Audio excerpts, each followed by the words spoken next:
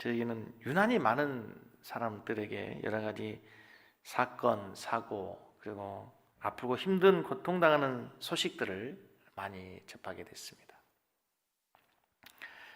특별히 갑자기 수술해야 하고 수술했다고 하는 성도 소식도 들었고, 특별히 우리 많은 성도들 가운데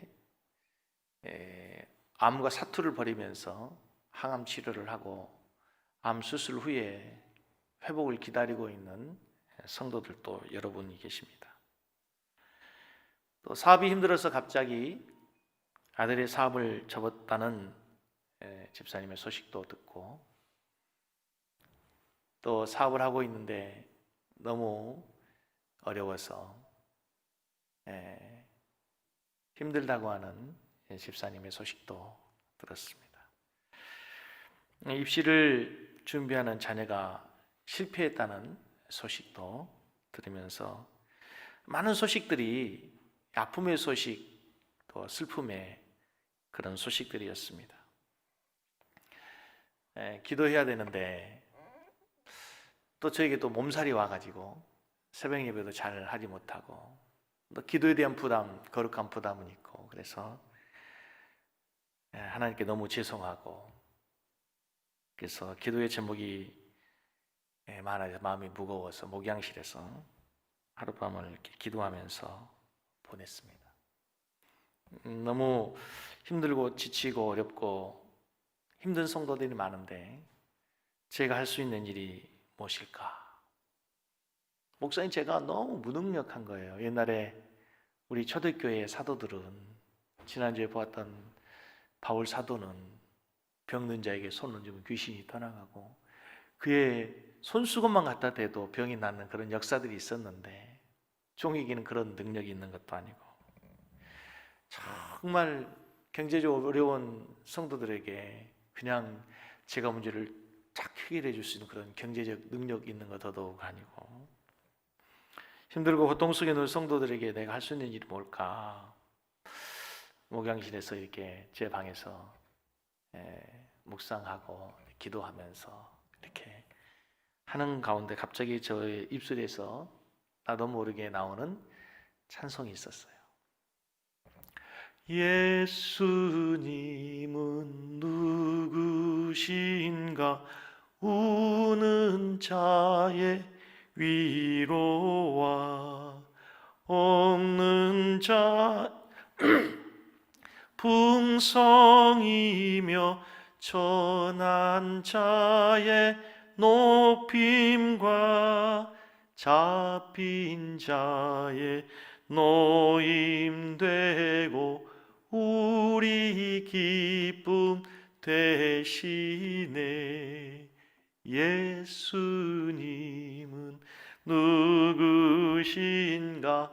약한 자의 강함과 눈먼 자의 빛이시며 병든 자의 고침과 죽은 자의 부활되고 우리 기쁨 되시네.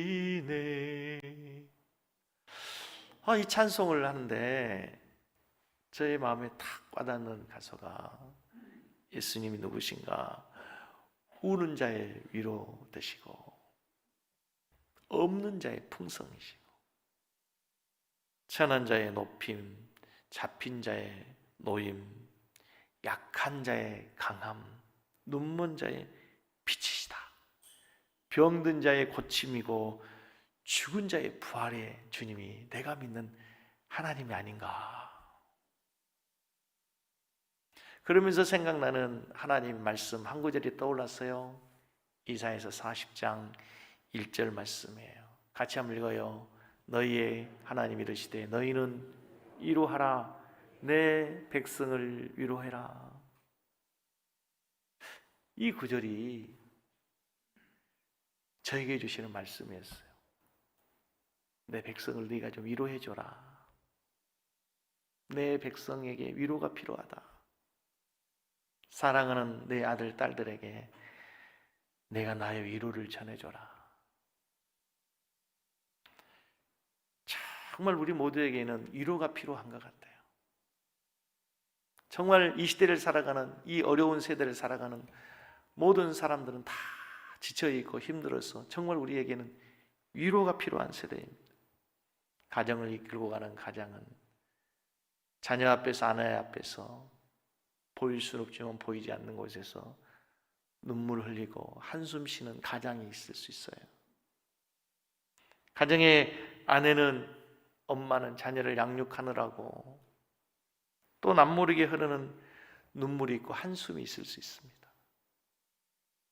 사장님에게도, 직장을 다니는 직장인 종업원에게도, 목사에게도 이 어려운 시대에 말씀으로 살려고 발부둥치고 어찌하든지 믿음으로 이겨보려고 애쓰는 성도들에게도 우리 모두에게는 정말 위로가 필요한 시대가 아닌가. 우리에게는 위로가 필요하다는 것. 신학교 다닐 때 학교에서 그렇게 배웠습니다. 목사에게는 두 가지의 사역이 병행이 되어야 되는데 구약의 선지자의 사역과 제사장의 사역이 있어요. 주로 선지자는 어떤 사람이냐면 하나님의 말씀으로 책망해요. 하나님의 말씀을 가르쳐요. 너희들 그렇게 살면 안 돼. 돌아와. 회개해. 그리고 하나님의 말씀에 회초리를 드는 거예요. 하나님의 말씀을 선포하고 하나님의 말씀으로 가르치고 회개하고 때로는 하나님의 책망의 말씀을 전하는 말씀이 선지자의 사역이었어요. 반면에 제사장들은 백성들의 아픔, 백성들의 죄의 문제를 가지고 양을 잡아서 피를 가지고 하나님의 성전에 들어가서 하나님께 눈물로 기도하고 백성들의 아픔을 공유하는, 백성들의 아픔을 위로해 주는 사역이 제사장의 사역이었어요. 이번 주에 하나님께 저에게 주시는 말씀은 내가 백성의 아픔을 제사장의 심정으로 위로해 줘라. 내 백성을 내가 위로해라. 내 백성들에게 위로가 필요하다. 제사장의 마음으로 백성의 아픔을 가지고 너는 나에게 아뢰며 내 백성들을 위로하는 마음이 들었어요.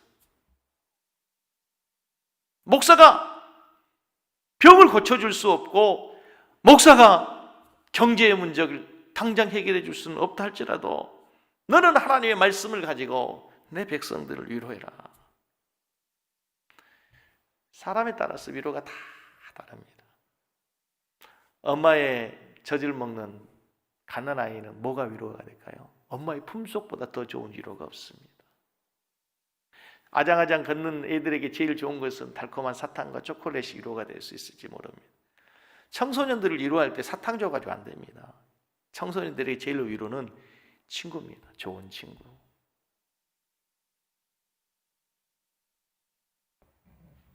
배고픈 사람에게는 뭐가 위로가 될까요?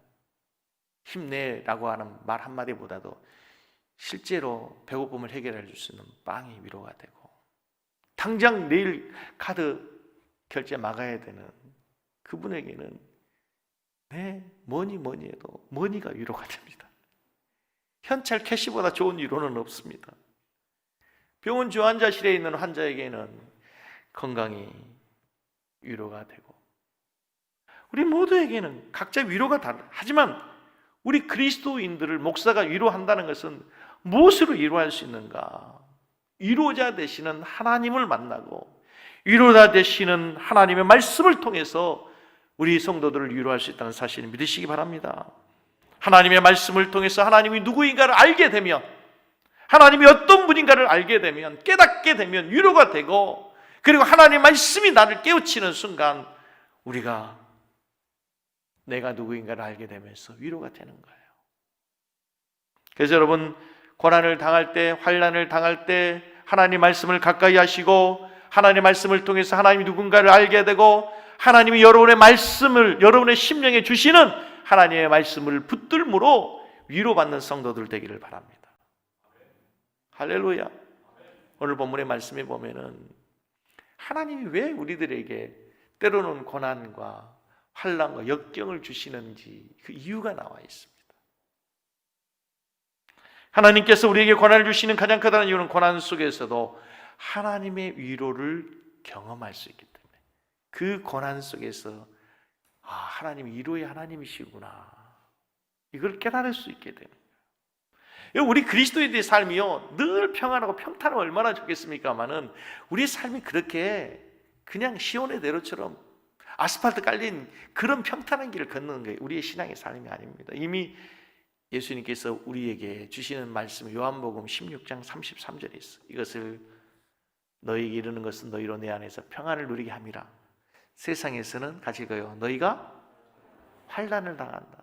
세상에서는 너희가 환난을 당한다. 그러나 담대히라, 내가 세상을 이겼다. 이 우리 신앙인들의 삶이, 하나님이 우리에게 평안을 주시지만 어떤 세상에서 환난을 당하지만 그 세상을 이김으로 주시는 주님의 위로와 평안이 우리에게 있을 수 있다는 사실 믿으시기 바랍니다. 오늘 본문 말씀 보면 가장 많이 등장하는 두 개의 단어가 있어요. 환난과 고난이란 단어예요. 환난과 고난, 우리에게 아픔이죠. 그런데 이게 원어의 의미를 가서 보면 약간 달라요. 약간 의미가 다르는데, 환난이라는 단어는 전혀 예측할 수 없는 아픔, 예측하지 못했는데 어느 날 나에게 찾아오는 고통과 아픔을 환난이라고 그래요. 욥이 당한 환난이 있죠. 어느 날 갑자기 재산이 다 날아가 버려요. 아들들이, 자녀들이 다, 자기 몸에 병이 와요. 예상할 수 없는, 예측할 수 없는 고난, 환난이에요. 고난이란 단어는 어떤 단어냐면 예측하고 있었어요. 여러 가지 환경이, 만약 예수님께서 십자가를 앞에 놓고 기도하실 때 고난이 있죠. 내가 이번 달에 이 문제를 해결하지 않으면 그 다음 달에 어떤 일이 있을지 우리가 예측이 가능하잖아요. 그래서 염려하죠, 걱정하죠, 근심하죠. 이런 것을 우리가 고난이라고 할 수 있다. 우리가 살다 보면 예측할 수 없는, 정말 어느 날 갑자기, 어느 날 밤에 갑자기 찾아오는 어둠 속에 날라오는 화살같이 나의 인생에 찾아오는 환난이 있을 수 있고, 내가 알고 있었어요, 생각하고 있었어요, 예측하고 있었는데 그 어려움 때문에 당하는 고난, 우리 모든 성도들이 한결같이 그런 어려움을 당하고 있다고 하는 사실입니다. 그러나 여러분, 성도들이 세상 사람들과 똑같이 환난을 당하고 고난을 당하지만 세상 사람과 다른 한 가지가 있어요. 그게 뭐냐? 세상의 사람은 자기의 힘으로, 자기의 능력과 지혜를 가지고, 자기의 수단을 가지고 문제를 해결해 가지만 우리에게는 우리와 함께 하시는 위로의 하나님과 함께, 그 위로의 하나님을 만남으로 그분이 주신 힘과 능력으로 고난을 이길 수 있다는 사실을 믿으시기 바랍니다. 성경에서 말씀하는 하나님 어떤 분인가? 우리의 고난 저 멀리 계신 분이 아니라 우리의 고난과 함께 우리의 곁에서 우리를 도우시는 분이 바로 하나님이신 줄로 믿습니다. 제가 참 좋아하는 이야기, 그 글을 읽으면서 너무 은혜 받았던 이야기가 있습니다. 독일의 아우슈비츠 수용소는 수많은 유대인들이 학살당한 고문과 학살의 수용소였습니다. 우리가 이미 알고 있는 것처럼 그 수용소에서 얼마나 많은 유대인들이 정말 나치의 고문 속에서 죽어갔습니까? 수많은 유대인들이 고난 속에서 오늘은 나의 아들이, 내일은 나의 친구가, 형제들이, 자기의 가족들이 한 사람씩 고문 속에, 고난 속에서, 가스실에서, 학대 속에서 죽어가는 모습을 보면서 그들이 하나님께 절규합니다. 하나님 어디 계십니까?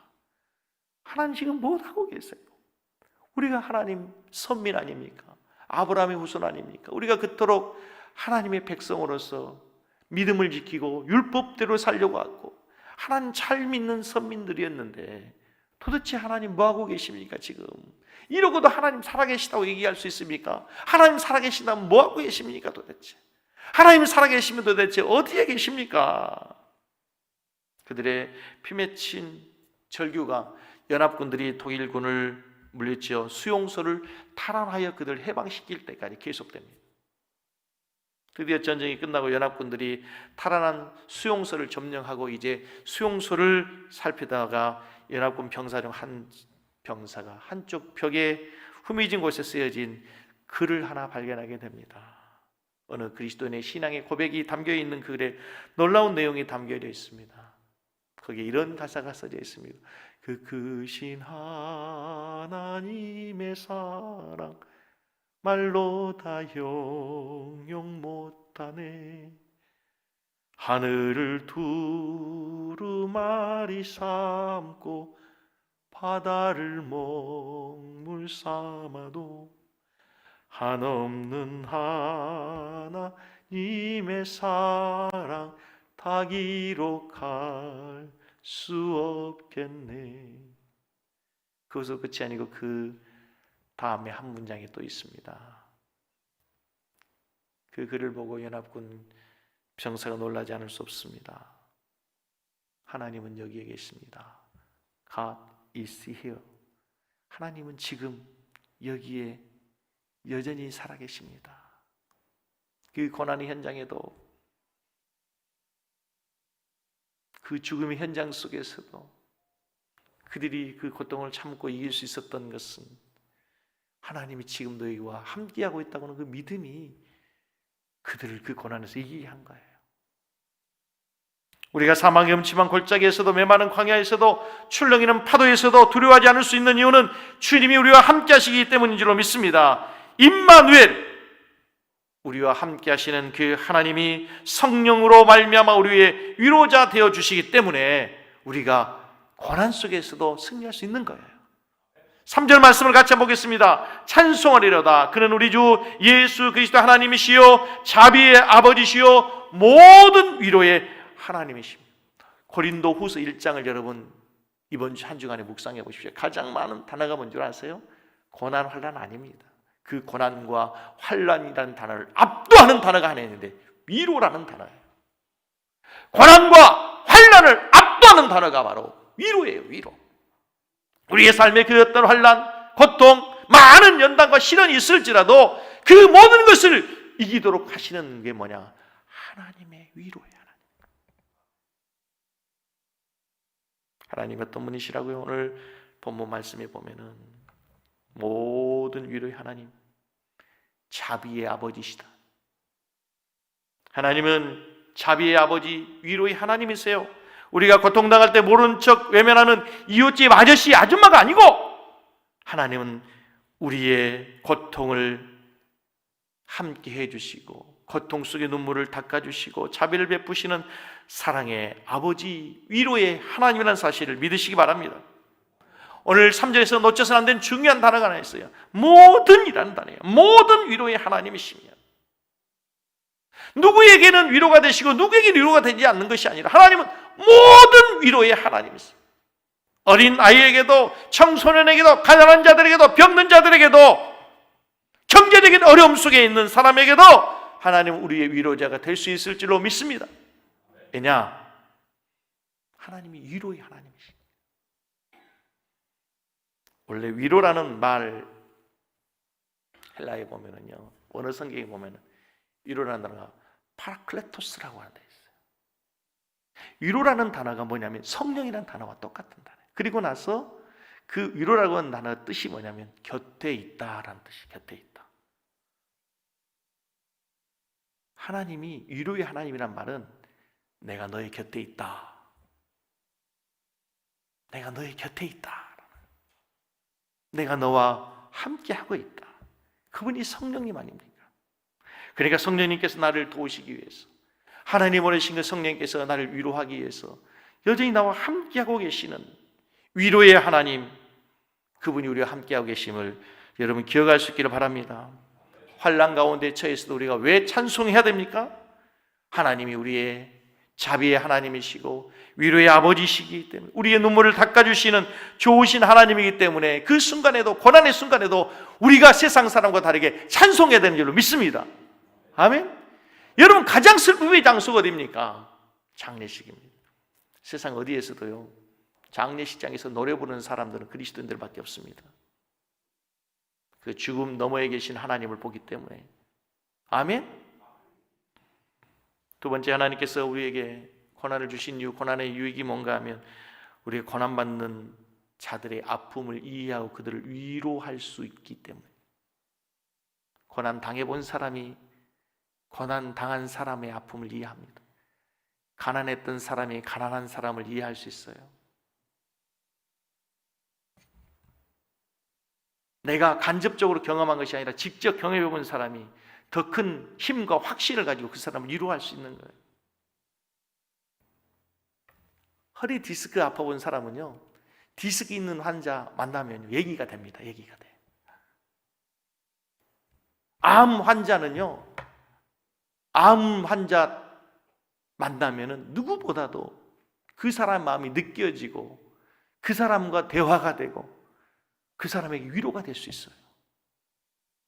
제가 올해 처음으로 경험하는 경험 가운데 하나가 고3 입시생의 아빠가 되는 겁니다.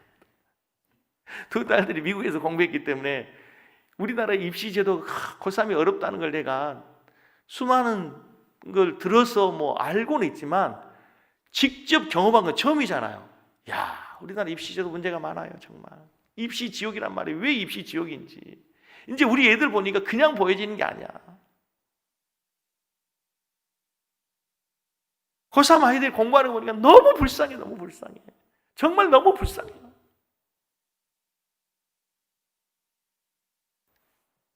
그래서 그동안의 입시를 이미 경험한 우리 아이들이 너무 존경스럽고 감사하고 고마워하고 또 그것을 경험한 우리 학부모들이 얼마나 고생했을까 마음의 위로가 되더라.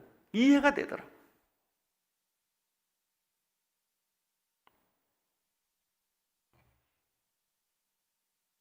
한 2주 전에 아들을 떠나보낸 노 목회자의 간절한 고백이 담긴 글이 한국교회에 커다란 울림이 있었습니다.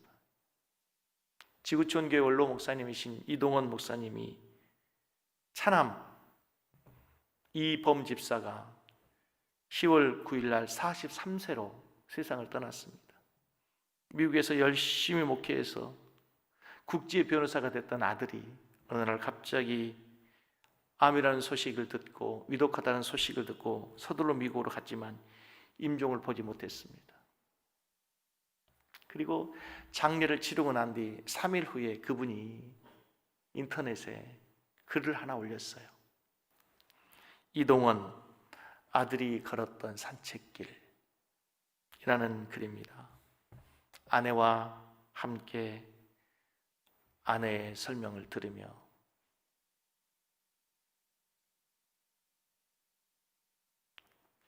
아들이 발병 후 운동 삼아 엄마와 함께 걸었던 동네 길이다. 그는 무슨 생각을 하며 걸었을까? 타들어가는 생명의 불꽃을 느끼며 생명의 애착과 씨름하며 걸었을까? 아니, 숨기도하며 걸었을까? 그는 엄마에게 말했다. 자연이 아름답다고. 이 동네로 이사 오기를 잘했다고. 그동안 너무 바쁘게 살았다고. 이젠 쉬어가며 살아야겠다고. 바다, 나무, 바다, 하늘로 이어진 길. 그래서 이 길 넘어 그 길로 갔니? 저 하늘길로 쉼 찾아갔니? 돌아오지 못할 길로? 내가 짧게 머물던 집으로 돌아오며 우리 다시 만날 하늘집을 그린다. 넌 이 집으로 다시 못 오겠지만 엄마와 난 하늘집으로 찾아가마. 곧 머지않아.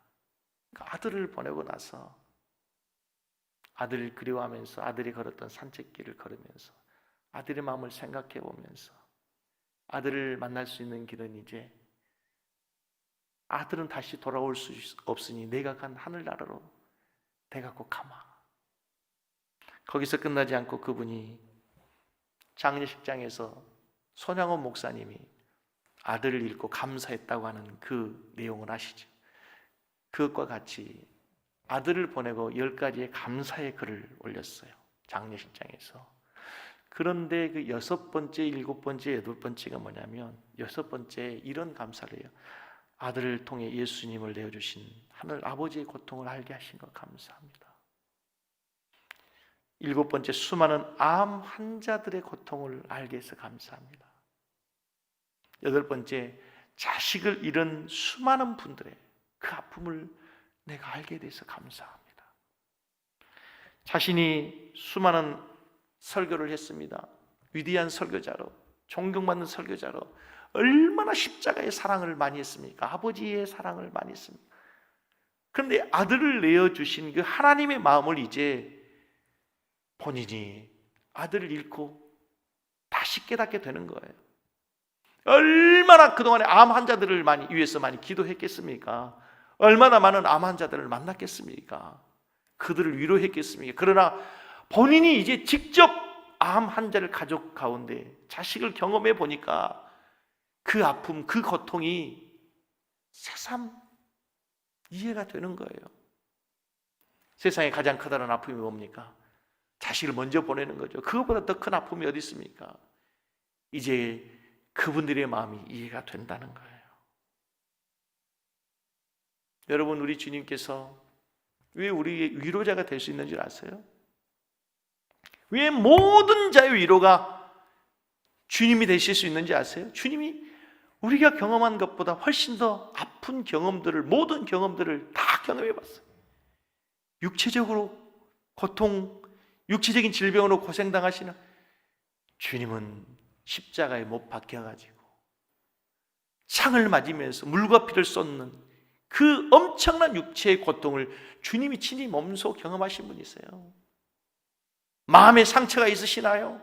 예수님처럼 마음의 상처 많은 분이 어디 있어요? 모든 제자들이, 그렇게 믿었던 제자들이, 죽어도 내가 주님을 버리지 않겠다고 장담했던 제자들이 다 주님 배신했을 때 얼마나 주님 마음의 상처 있었겠습니까? 비난과 수치, 여러분, 예수님만큼 비난과 수치를 당한 분이 어디 있습니까? 수많은 사람이 침뱉고, 여러분, 많은 사람들 앞에서 다 큰 성인이 옷 벗김을 당합니다. 예수님 입었던 옷을 제비 뽑아 나눠 갑니다. 흙수저라고요? 여러분의 가정이, 여러분의 출생 환경이 다른 사람보다 좋지 못해서 여러분의 인생에 한숨이 되고 한이 되신다고요? 예수님은 태어나실 때 누일 곳도 없어서 말구유에 태어나셨어요. 예수님이야말로 흙수저 중에 흙수저셨어요. 예수님께서 왜 우리의 위로자가 되실 수 있습니까? 예수님께서 우리의 경험, 우리의 고통을, 우리의 아픔을 그분이 이미 먼저 경험해 보셨기 때문에 그분이 위로자 되시고 그분을 만나면 우리가 위로를 받을 수 있는 거예요. 그러나 하나님께서는 거기서 그치지 않습니다. 4절 말씀에 보면 하나님께서 왜 우리를 위로하십니까? 4절을 보십시오. 우리의 환난 중에서 우리를 위로하사, 환난 중에서 우리를 위로하사, 이제 우리로 하여금 하나님께 받은 위로로서 모든 환난 중에 있는 자들을 능히 위로하도록 하기 위해서. 이게 성숙한 그리스도인이에요. 나도 고난당하고 나도 위로가 필요하지만 이제 내가 하나님의 위로를 경험하고 하나님의 위로 받은 자 되었으면, 하나님의 사랑을 받은 자 되었으면 하나님의 사랑에 빚진 자가 되고, 위로받았으면 위로에 빚진 자 되어서 그들을 위로하라고, 나와 같은 아픔을 경험하는 자들을 위로하라고 하나님께서 그 아픔을 허락하시는 사실을 믿으시기 바랍니다. 위로받아 보지 못한 사람은 위로하지 못합니다. 눈물 젖은 빵을 먹어보지 않는 사람은 눈물 젖은 빵을 먹고 있는 사람의 아픔과 슬픔을 이해하지 못합니다. 그들의 진정한 위로자가 될 수가 없습니다. 우리는 속담에 과부 사정 호라비가 알고 호라비 사정 과부가 안다고 하는 것처럼 내가 겪은 상황과 상처, 환경이 똑같은 사람들끼리 서로 위로할 수 있게 되고 위로가 되는 거예요. 사랑하는 성도 여러분, 여러분이 가지고 있는 상처를 부끄러워하지 말기 바랍니다. 여러분이 당하는 환난을 부끄러워하지 마시고, 여러분이 가지고 있는 핸디캡으로 여러분들이 낙심하지 마시고 오히려 찬송하고 하나님께 지혜를 구하고 하나님의 능력으로 능히 극복한 후에 오히려 그들을 위로하시는 우리 성도들 되기를 주님의 이름으로 간절히 축복합니다. 할렐루야. 나는 이 시대 우리 청년들에게도 그러게 얘기하고 싶어요. 여러분, 이 고난을 잘 믿음으로 극복하고 이 어려운 환경을 잘 믿음으로 극복한 후에 이 다음에 여러분의 후배들에게 얘기할 수 있어야 돼요. 세 번째, 하나님께서 우리에게 고난을 통해서 하시고자 하는 하나님의 말씀이 있어요. 하나님이 계획이 있어요. 그게 뭐냐? 고난은 하나님만을 의지하게 만드는 유익이에요. 고난 당하기 전에 사람들은 다 자기 자신을 대단한 존재로 여깁니다. 이 정도면 괜찮아, 나 정도면 괜찮아. 그래서 모두가 다 은근히 자기 과시욕이 있습니다. 그리고 그 사람들의 심령의 중심에 가서 보면은 자기의 주인이 자기 자신이 되어 있습니다. 내가 말이지, 내가 다 내가 내 인생의 주인이, 주어가 나예요. 내가 했고 내가 할 것이고 모든 것을 다 자기의 계획대로 생각해요. 근데 하나님이 가장 싫어하는 게 뭐냐면 하나님 없이 내 힘으로 하려고 하는 것, 그걸 하나님이 가장 싫어하세요. 제가 목회 여러 가지 많은 아픔들을, 많은 부침들을 겪으면서 그때마다 내가 깨닫는 고백이 뭐냐면, 내가 하나님께 진실한 고백, 하나님 제가 뭘 할 수 있겠습니까? 하나님 제가 못합니다. 지난주 설교에서도 그랬잖아요. 김종수 목사, 네가 교회의 영광을 회복하라. 네가 담임 목사니까 네가 해라. 제가 어떻게 그것을 가능할 수 있겠어요?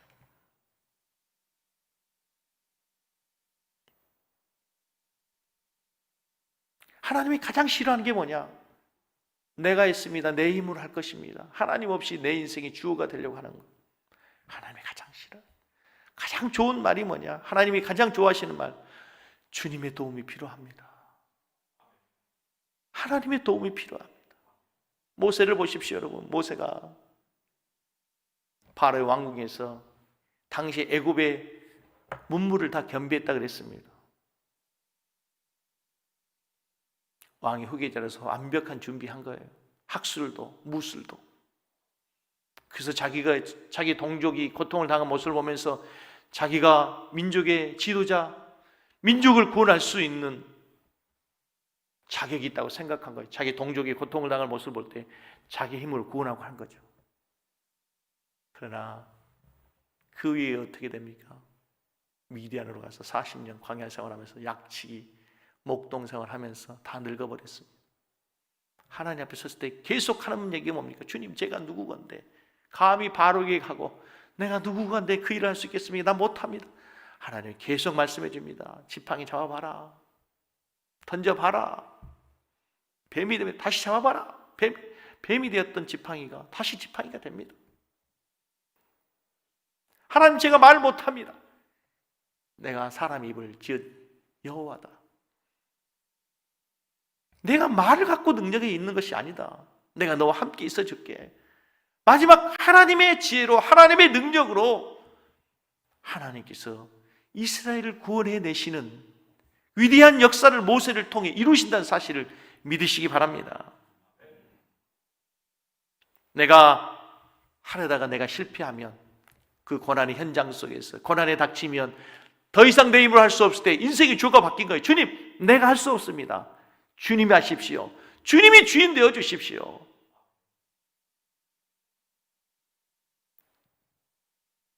고린도 지역 하면 바울에게는 있을 수 없는 사건이 있습니다. 사도행전 18장에 보면 바울 사도가 처음 고린도 지역을 방문하게 됩니다. 그 고린도 지역을 방문하기 전에 복음을 전했던 것이 아테네입니다. 아덴입니다. 아덴에서 복음을 전했지만 실패합니다. 그래서 성경에는 바울이 다녀왔음에도 교회가 없는 곳이 아테네입니다. 아테네 교회를 들어본 적이 없지 않습니까?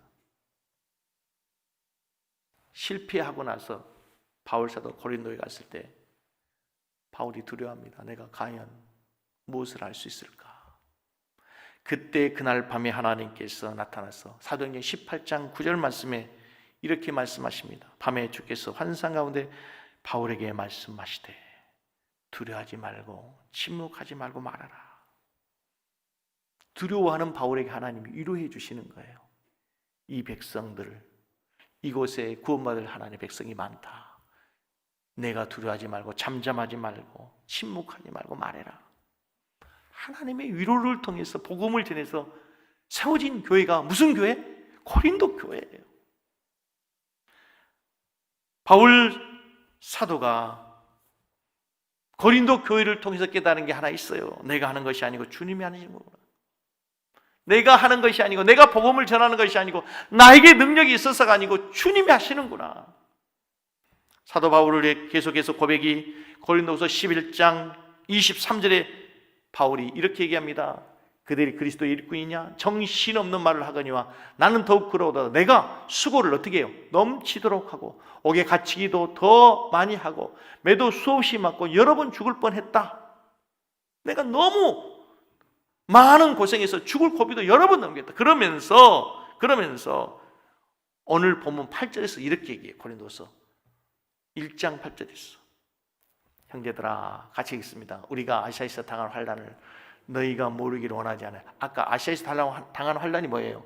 매 맞고 감옥에 갇히고 죽을 고비 넘겼던 그 많은 환난들 너희가 모르기를 원하지 않으니 힘에 겹도록 심한 고난을 당하여 뭐가 없어져요? 살 소망까지 끊어진 거예요. 더 이상 희망이 없구나 이제. 살 소망까지 끊어진 고난을 당했는데 힘에 지나도록 심한 고난을 당했는데 그 다음 9절에 그 다음에 어떻게 이어지나 보세요. 그 고난 속에서 뭘 원하시는지. 우리는 우리 자신이 사형 선고를 받은 줄 알았으니 이는 같이 읽습니다. 우리로 자기를 의지하지 말고 오직 죽은 자를 다시 살리시는 하나님만 의지하게 하십니다. 여기서 가장 중요한 단어가 마지막에 하나님만 의지하게 하려 하십니다. 제가 참 좋아하는 성경 구절이에요. 제가 어려울 때, 정말 고통스러울 때 늘 묵상하는 말씀 가운데 하나예요. 제가 자주 설교하는 본문 중에 하나예요. 여러분 오늘도 이 말씀 붙들고 나아갈 수 있길 바랍니다. 하나님이 우리의 삶에 이런 고통을 주시니까 너 의지하지 말고 하나님 의지하라고. 이제 너의 인생을 받고 너의 인생의 주어를 받고 너의 인생의 주인을 받고 내가 주인 아니야. 사랑하는 성도 여러분 고난당하고 계세요? 두려워하지 마시기 바랍니다. 고린도서 10장 13절에 하면 하나님은 우리가 감당할 시험 당함을 우리가 사람이 감당할 시험밖에 너희가 당한 것이 없나니 오직 하나님은 미쁘사 너희가 감당하지 못할 시험 당함을 허락지 아니하시고 시험 당할 즈음에 또한 피할 길을 내사 너희로 능히 이런 구절을 암송하고 이런 구절을 마음에 신비에 새기세요.